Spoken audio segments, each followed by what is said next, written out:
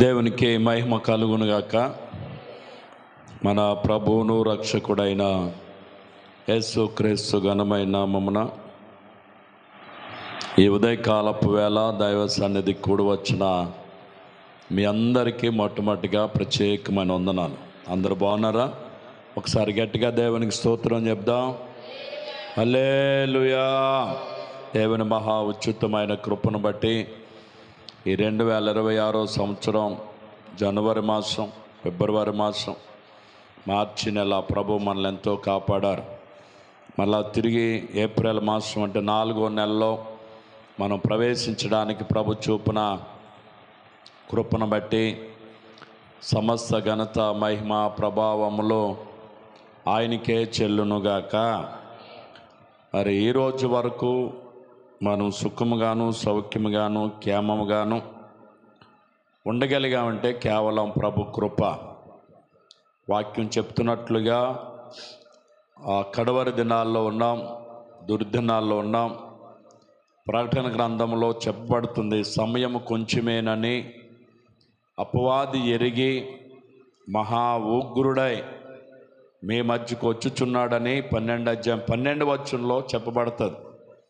కాబట్టి ఇది ఏ యుగంలోకి వచ్చేస్తున్నామంటే అపవాది ఏర్పాటు చేయబడిన వారిని సైతం లాగివేసే పనిలో అపవాది చాలా స్పీడ్గా పనిచేస్తుంది. కనుక ప్రతి క్రైస్తవుడిగా, ప్రతి దేవుని ఎరిగిన బిడలుగా మనం ఏం చేయాలంటే ఆత్మలో బలపడుతూ అపవాదిని ఎదిరించే వారిగా, శక్తి కలిగిన వారిగా దైవ సన్నిధిలో మనం నిలవలసిన వారమై ఉన్నాం. అలాంటి కృప, ఆత్మీయత, ఎదుగుదల ఆ ప్రభు ఈ కడవరి దినాల్లో మనందరికీ అనుగ్రహించునుగాక. హల్లెలూయా, హల్లెలూయా. ఒక వాక్యాన్ని చదువుకుందాం, ఎందుకంటే మనం ఆల్రెడీ ముగించుకునే టైంలోకి వచ్చాం. చాలా ఆలస్యంగా మరి ప్రారంభించాం. కొలస్సీలకు రాసిన పత్రిక 2వ అధ్యాయము 6వ వచనాన్ని మనం జ్ఞానం చేసి ముగించుకుందాం. తీనందరూ కావున మీరు ప్రభు అయిన క్రీస్తు యేసును అంగీకరించిన విధముగా ఆయన యందు వేరుపారిన వారై ఇంటి వలె కట్టబడుచు మీరు నేర్చుకున్న ప్రకారముగా విశ్వాసమందు స్థిరపడుచు కృతజ్ఞతాస్తుతులు చెల్లించుటయందు విస్తరించుచు ఆయన యందుండి నడుచుకొనుడి. దేవునికి స్తోత్రం. ఈ చదవబడిన భాగంలో మనం చూస్తే కొలస్సీ సంఘానికి పౌలు గారు చక్కని విషయాన్ని విశుద్ధపరుస్తున్నారు. ఏంటి విషయం అంటే, మీరు ప్రభు అయిన యేసుక్రీస్తును అంగీకరించిన వారు. కొలస్సీ సంఘానికి పౌలు గారు చెప్తున్నటువంటి మాటలు ఏంటంటే, మీరు ప్రభు అయిన యేసుక్రీస్తుని ఏం చేశారు తెలుసా? అంగీకరించిన విధముగా. ఇక్కడున్న మనం కూడా క్రీస్తు యేసును మనం అంగీకరించి దేవుడిగా విశ్వసించి క్రియారూపముగా బాప్తిసం తీసుకుని సంఘములో చేర్చబడిన వారు. అయితే మనం ఏం చేయబడాలంట? ఇక్కడ చెప్తున్నాడు చూడండి, అంగీకరించిన విధముగా ఆయన యందు వేరుపారిన వారై. అంటే ఏం చేయబడాలంటే ఆయనలో మనము వర్ధిల్లాల, ఆయనలో నాటబడాల, ఆయనలో మనం విస్తరించాల. ఏరుపారిన వారై.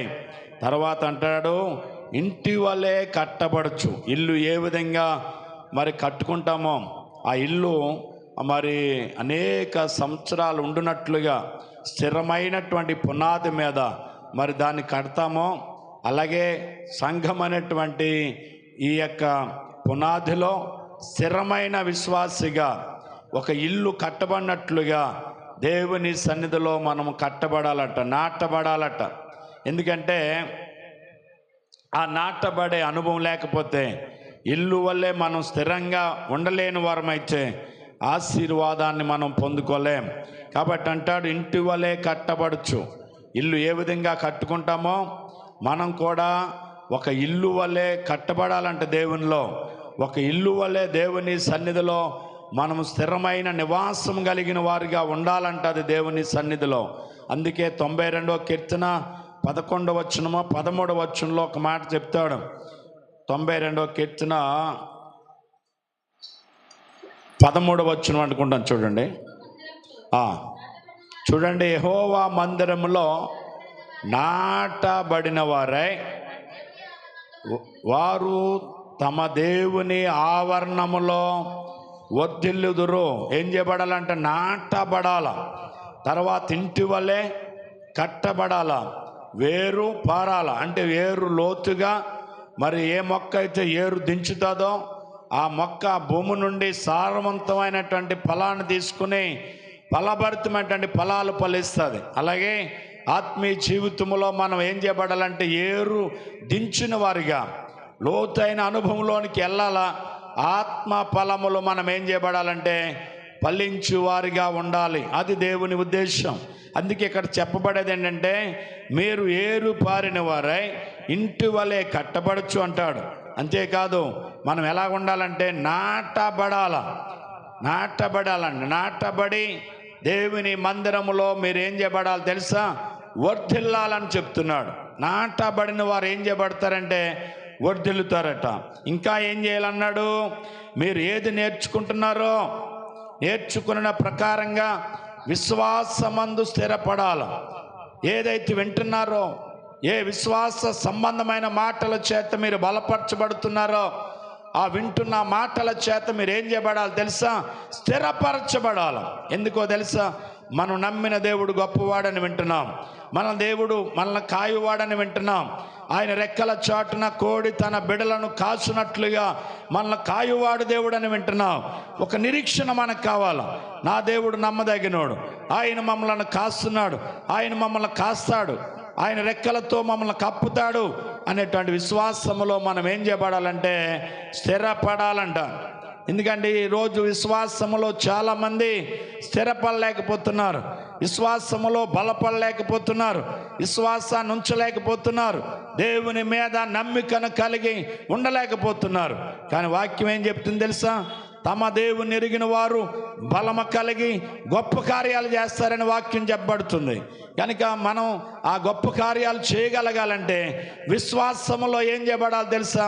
స్థిరపడాల. విశ్వాసములో బలహీనులు కాక విశ్వాసమందు మనం ఏమవ్వాలంటే స్థిరపరచబడాలంట. ఎందుకంటే విశ్వాసములో స్థిరపడకపోతే మనకు అప్పినమ్మకం వచ్చేస్తుంది. ఒక బలహీనత మనకు కలిగిందంటే ఈ బలహీనతలో ఈ మందులు వేసుకుంటే నాకు తగ్గుదనే నమ్మకం నీకు లేకపోతే ఆ వ్యాధి నుంచి నీకు విడుదల పొందలేవు. అల్ప విశ్వాసం మనకు వచ్చేస్తుంది. అల్ప విశ్వాసం మనల్ని ఏం చేస్తుందంటే విశ్వాసం నుంచి దూరం చేస్తుంది. అందుకని విశ్వాసంలో ఏమవ్వాలంట? స్థిరపరచబడాలా. అందుకే కొరింథీయులకు రాసిన మొదటి పత్రిక 15వ అధ్యాయం 58వ వచనంలో చూస్తే, కాగా నా ప్రియ సహోదరులారా, మీ ప్రయాసము ప్రభునందు వ్యర్థము కాదని ఎరిగి స్థిరులను కదలని వారును ప్రభు కార్యాభివృద్ధి అందు ఎప్పటికీ ఏమై ఉండండి? ఆసక్తులై ఉండండి. ప్రభు కార్యాభివృద్ధి అందు ఎప్పటికీ అంటే ఏమై ఉండాలంట? స్థిరులను కదలని వారును ప్రభు కార్యాభివృద్ధి అందు ఎప్పటికీ ఆసక్తులై ఉండాలి. విశ్వాసములో మనం స్థిరమైన వారిగా ఉండాలా. ఈ కడవరి దినాల్లో విశ్వాసం మరలా స్థిరపరచుకోవాలా. విశ్వాసం లేకుండా దేవునికి ఎవరు కూడా విష్టులు కాలేరట. విశ్వాసం అనేది చాలా విలువైంది. కాబట్టి దేవుడు మనల్ని విశ్వసించాలన్నా, దేవునికి మనం ఇష్టలుగా కాబడాలన్నా మనం ఏమవ్వాలి తెలుసా? విశ్వాసములో కట్టబడిన వారుగా ఉండాలి. విశ్వాసం లేకుండా ఎవరు కూడా దేవునికి ఏమవ్వలేరట? ఇష్టలుగా ఉండలేరట. విశ్వాసం అంటే ఏంటి? నమ్మిక. విశ్వాసం అంటే మనం నమ్మినటువంటి దేవుని అందు పూర్తి విశ్వాసం, నమ్మిక ఉంచటం.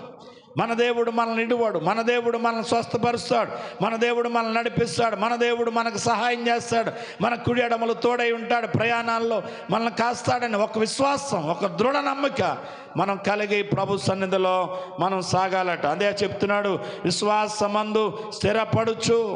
విశ్వాసంలో స్థిరపడాల, స్థిరులుగా మనం నిలబడాల. విశ్వాసం కోల్పోవడానికి వీల్లేదు.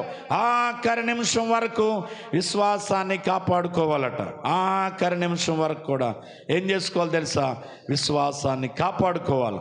ఆ విశ్వాసాన్ని కాపాడుకోగలిగితే విజయం మందే, విజయం మందే. విశ్వాసాన్ని కోల్పోయావా, అపజయం మూట కట్టుకోవాల్సి వస్తుంది. అందుకని విజయాన్ని మనం పొందుకోవాలంటే, విజయ పదములో ముందుకు నడవాలంటే ఆఖరి నిమిషం వరకు విశ్వాసాన్ని మనం ఏం చేసుకోవాలి తెలుసా? కనుపరుచుకోవాల్సిన వారమై ఉన్నాం. దేవునికి స్తోత్రం, హల్లెలూయా. విశ్వాసములో స్థిరపడుచు. ఎందుకంటే ఈనాడు చాలామంది విశ్వాసములు ఏమవ్వలేకపోతున్నారు, స్థిరపడలేకపోతున్నారు. ప్రార్థన చేస్తాం తగ్గుతుందంటవా, ప్రార్థన చేస్తాం కార్యం జరుగుద్దంటవా, అయిపోయి ఏమన్నా అయిపోతే ఏంట, ఎవరో ఏదో వచ్చి చెప్తారు, మళ్ళీ దాని వైపు చూస్తారు. ఎక్కడికో వెళ్ళి తాకిది తేమంటారు, మళ్ళీ దాని వైపు పరుగులెడతారు. ఈరోజు చాలామంది విశ్వాసములు ఏమవ్వలేకపోతున్నారు, స్థిరంగా నిలబడలేకపోతున్నారు, లోకం వైపు చూస్తున్నారు. కానీ దేవుడికి కావలసిన వాళ్ళు ఎవరో తెలుసా? విశ్వాసములో స్థిరులు దేవునికి కావాలి. అలాంటి వారిని దేవుడు బలపరచబోతున్నాడు. అలాంటి వారిని దేవుడు ఇంకనూ వారి విశ్వాసములో వారిని స్థిరపరచబోతున్నాడు. కనుక విశ్వాసమందు మనం ఏమవుదాం? స్థిరపరచబడదాం. చివరిగా మనం ఏం కలిగి ఉండాలి తెలుసా?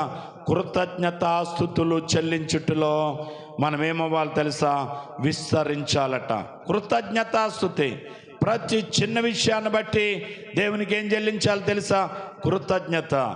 ఈ నెల 1వ తారీఖు ఉదయకాల సమయంలో ఎందుకు మనం కూడి ప్రార్థన చేస్తున్నాం తెలుసా? గడిచిన నెలలో మమ్మల్ని కాపాడినందుకు.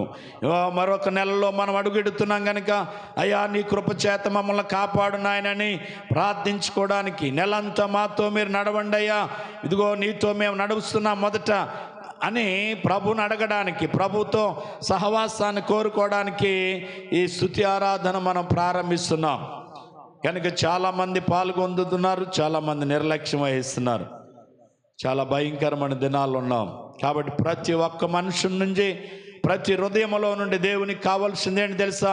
కృతజ్ఞత కావాలి. అందుకే తెస్సలోనికి రాసిన మొదటి పత్రిక 5వ అధ్యాయం 16వ వచనంలో అంటాడు, ప్రతి విషయమునందును కృతజ్ఞతాస్తుతులు చెల్లించుడి, ఇలాగు చేయుట యేసు క్రీస్తునందు మీ విషయములో దేవుని చిత్తము అంటాడు. కృతజ్ఞత తప్పకుండా అవసరం. ప్రభువా నన్ను కాచావు నీకు స్తోత్రం, నా బిడ్డలను కాపాడావు నీకు స్తోత్రం, నా భార్యను కాపాడావు, నా భర్తను కాపాడావు నీకు స్తోత్రాలు, మా కుటుంబాన్ని నీ రెక్కల చాటున కాచావు తండ్రి నీకు స్తోత్రాలు, నీ కృప లేకపోయి ఉంటే ఏమై ఉండేవాళ్ళమని తప్పకుండా ప్రతి హృదయంలో నుండి కృతజ్ఞతాస్తుతిని దేవుడు కోరుతున్నాడు. ఈ కృతజ్ఞతాస్తుతులు చెల్లించుటలో మనం ఏమవ్వాలంటే తెలుసా?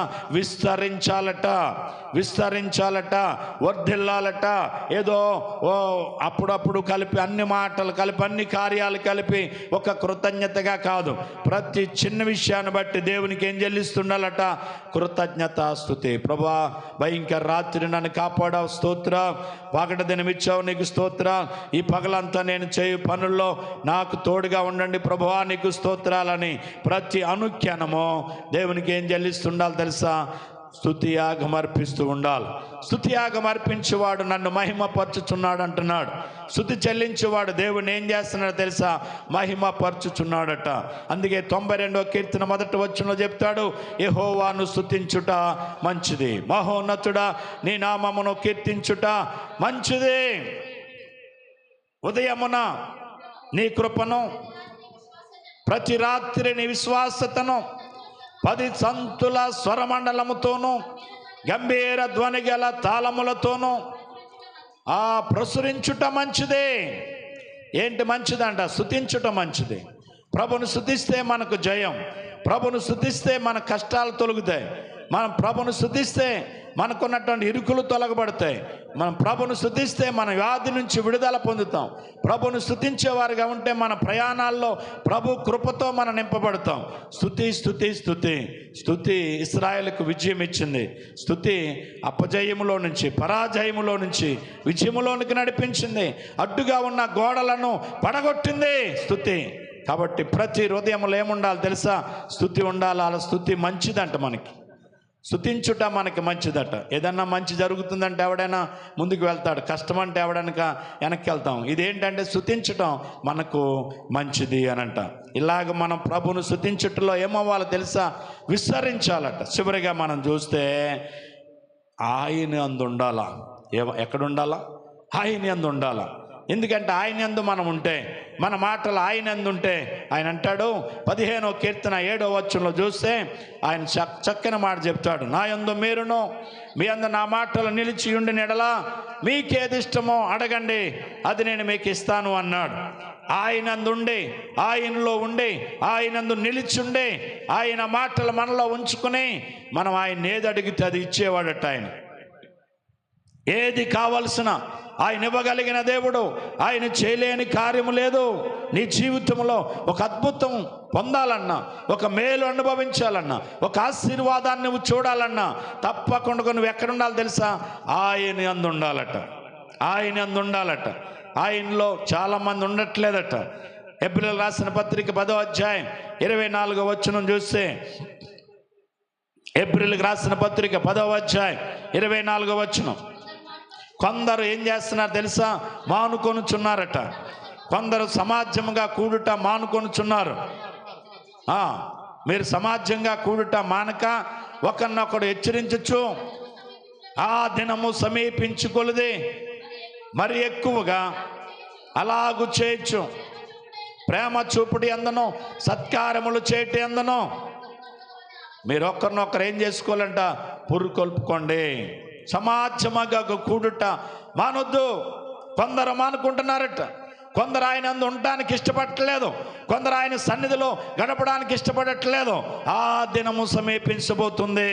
ఆ దినము సమీపించుకొలది మరింత ఒకరినొకరు పురుకొల్పుకుంటూ, ఒకరినొకరు ప్రేరేపించుకుంటూ, సత్కార్యములు చేటి అందను, మంచి పనులు చేటి అందను మనమేమవ్వాలంట? ఒకరినొకరు పురుకొల్పుకుంటూ ముందుకు మనము సాగవలసిన వారమై ఉన్నామంట. అందుకే ఇక్కడ చెప్తున్నాడు, ఆయన యందు ఉండాలా, ఆయనలో ఉండాలా, ఆయన కొరకు నిలబడాలా. ఎప్పుడైతే మనం ఆయన యందు ఉంటామో, ఆయన అంటున్నాడు, నా యందు మీరు, మీ యందు నా మాటలు నిలిచున్నప్పుడు మీకు ఏది ఇష్టమో ఫలాంది ఇస్తానని చెప్పట్లేదు. నీకు ఇష్టమైన దాన్ని దేవుడు ఇచ్చేవాడట. అది ఆయన గొప్పతనం. నీకు ఇష్టమైంది, ఆయనకి ఇష్టమైంది కూడా కాదు. నీకేది ఇష్టమో, నీకేది కావాలనుకుంటావో అది ఇవ్వగలిగిన దేవుడు ఆయన. ఎప్పుడు ఇస్తాడు? ఆయనందు మనం నిలిచి ఉండాలి. ఆయన మాటలు మనలో ఉండాల. అప్పుడే దేవుడు మనకు ఆయన అవన్నీ ఇస్తాడట. ఎలాగ నిలబడాలా?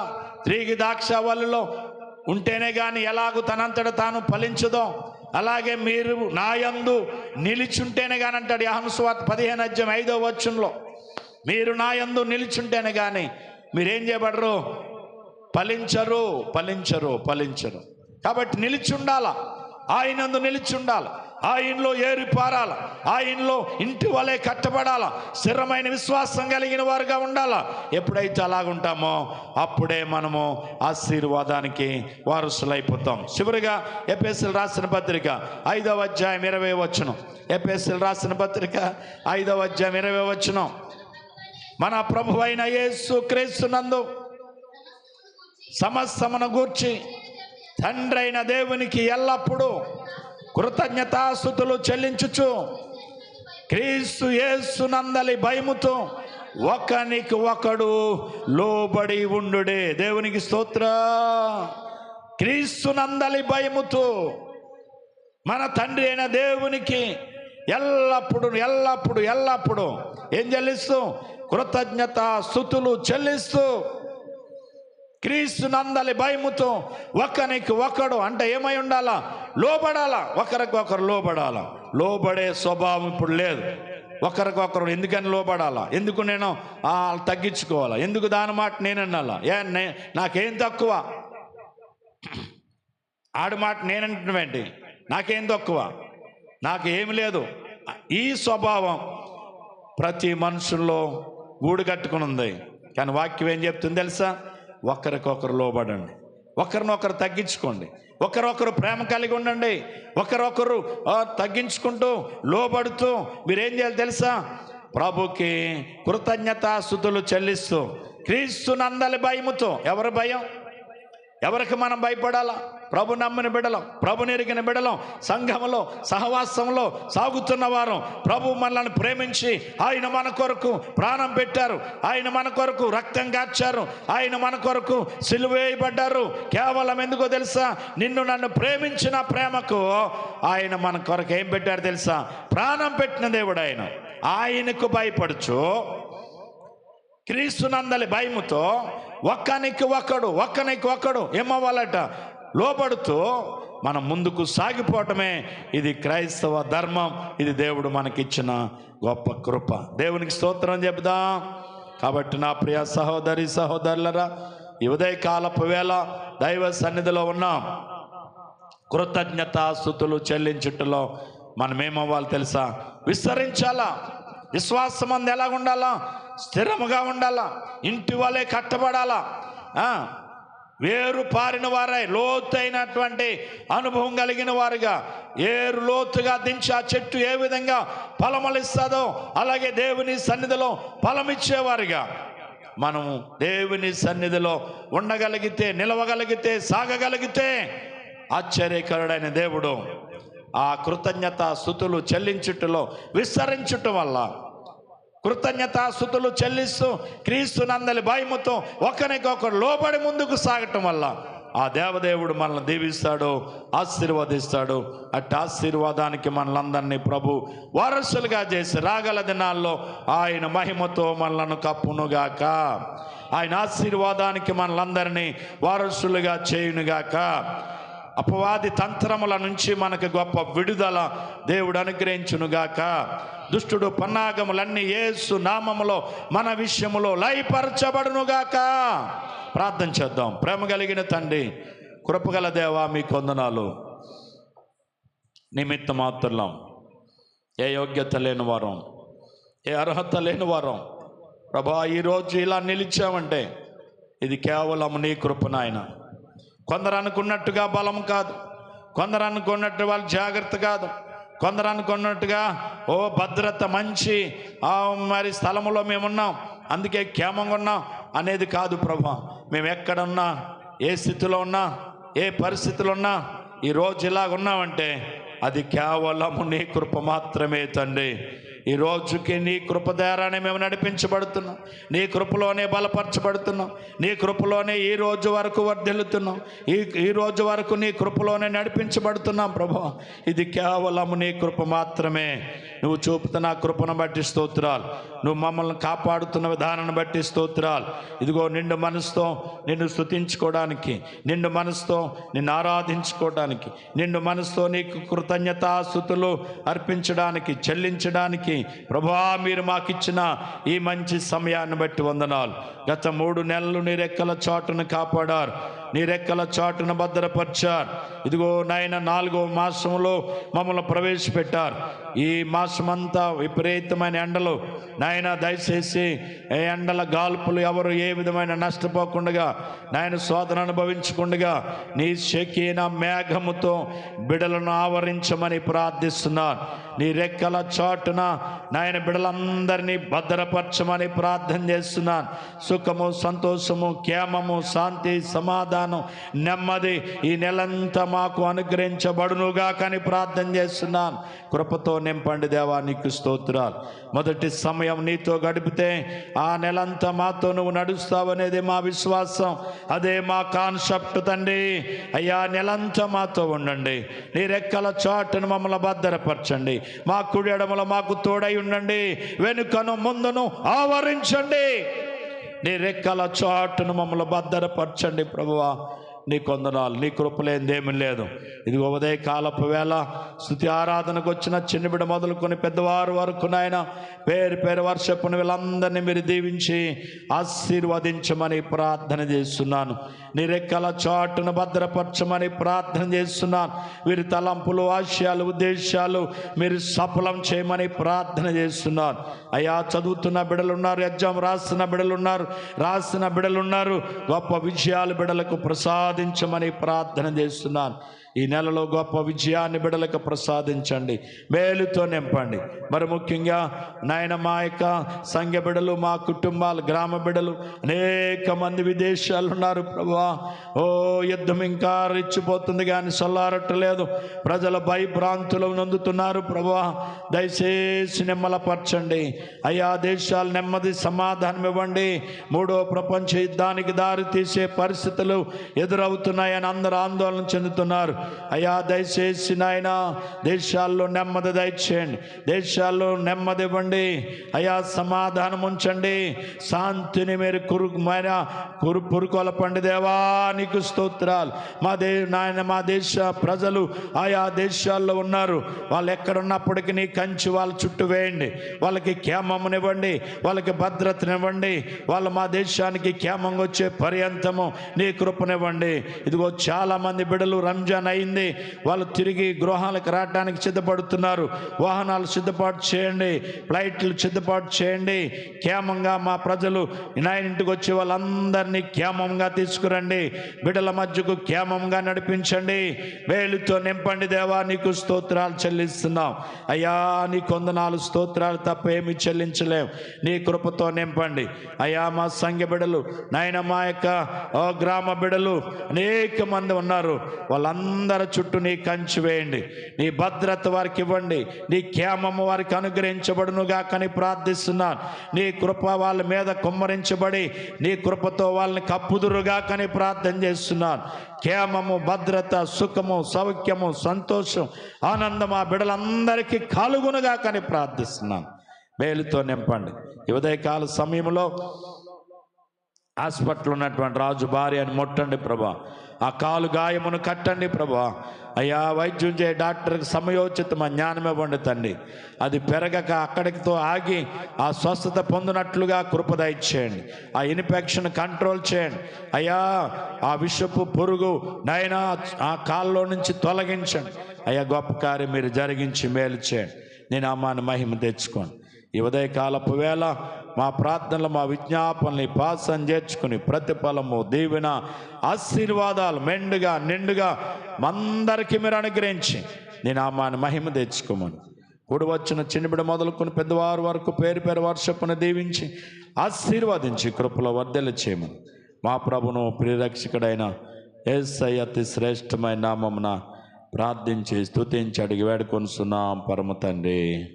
ఇప్పుడు మన తండ్రి అయిన దేవుని యొక్క ప్రేమ, కుమారుడైన యేసుక్రీస్తు వారి యొక్క కృప, పరిశుద్ధాత్మ యొక్క సహవాసము, సమాధానం ఇక్కడ కూడిన మనకును, యూట్యూబ్లో లైవ్లో వాక్యం వింటున్న విదేశాల్లో ఉన్న ప్రతి ఒక్క బిడకును, కూడి వచ్చిన మనందరికును ప్రభువు కృప నిత్యము మనందరికీ తోడై నడిపించునుగాక. ఆయన సన్నిధి కాంతి మన మీద, మన బిడల మీద, సంఘం మీద, గ్రామం మీద నిత్యము నిలుచునుగాక. యేసు రక్తమే ఇచ్చాయి, సిలువ రక్తమే ఇచ్చాయి. ప్రవేశ రక్తం సంపూర్ణ విషయం. అపవాది క్రియలకు అనంత నాశనము కలుగునుగాక. ఆమేన్, ఆమేన్, ఆమేన్. అందరికీ వందనాలు.